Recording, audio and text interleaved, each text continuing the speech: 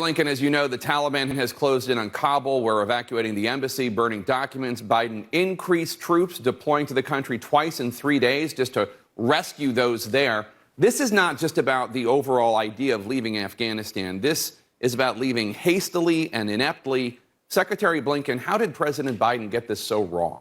You cited the May 1st deadline negotiated by the Trump administration. You did blow through that deadline. We did have troops there after May 1st. But I think, again, the issue here is not just the withdrawal of U.S. forces. It's how they were withdrawn, the rapidity, the hastiness. President Obama's former ambassador to Afghanistan, Ryan Crocker, he called the way this was done, quote, a handover to the Taliban, and, quote, we have hung them out to dry about the Afghan people. Crocker continued, quote, I'm left with some grave questions in my mind about Biden's ability to lead our nation as commander-in-chief. To have read this so wrong, or even worse, to have understood what was likely to happen and not care, unquote.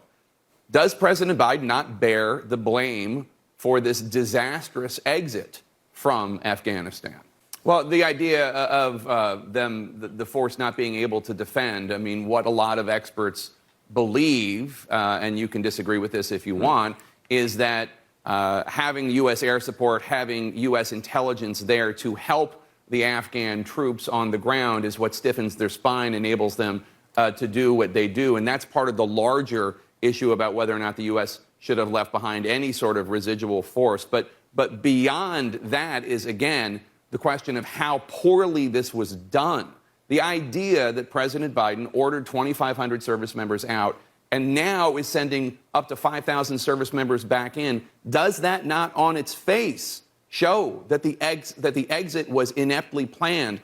And again, look, you told me a few months ago on this program that you thought it was entirely likely that the Taliban would be taking over the country. But President Biden, just last month, quote, the likelihood there's going to be the Taliban overrunning everything and owning the whole country is highly unlikely.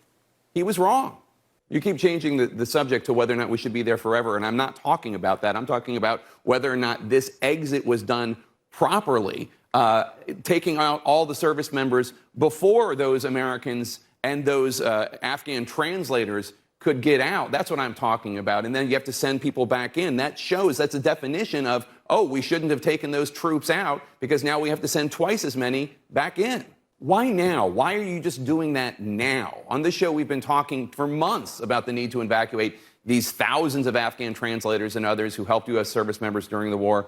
President Biden just named an ambassador just a few days ago to run an interagency task force on this. Thousands of these folks are now trapped in their homes. They cannot even try to get to Kabul. It's not safe. I know 2 lieutenants, veterans, who are like setting up a GoFundMe to save their translators from Cop Keating. Why did President Biden wait so long to set up the interagency?